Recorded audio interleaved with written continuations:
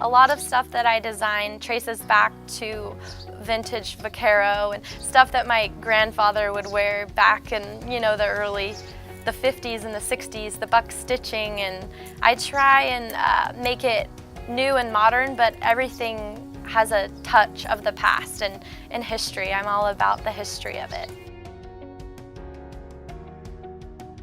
My grandmother, Rosita, she's been a huge inspiration to me and to my family.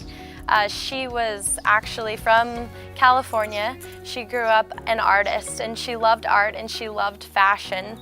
She actually fell in love with my papa, Nevada cowboy. She went on a wild college trip to Nevada for the first time, and she went to a cattle ranch, and she saw my papa riding over a hill on a horse named Redwing, and she says she fell in love instantly. She never completely left her eye for detail and design behind. She still painted, and she was always into fashion. She wore her pearls and her red lipstick, and she passed that down to my mom, who is also a huge inspiration to me. And she's played a huge role in my business and what I've become, because she always encouraged me through my life not to be afraid to stand out. My fiance, Dakota Eldridge, he's a professional steer wrestler, and he's from Elko, Nevada, which my mom's family were some of the first ranchers in the state of Nevada.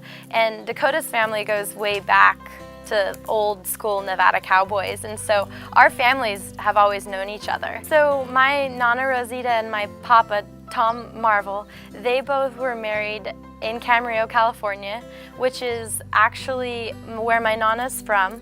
Her grandfather was Adolfo Camarillo, and he was a Spanish Don that had a Spanish land grant there.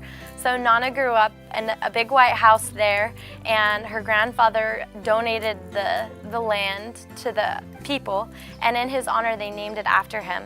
And one of the things he did for the town was he built a chapel on a hill, and under the chapel was a family crypt for all the family to be buried in, which they are all buried in now. And my Nana and Papa were married in that chapel.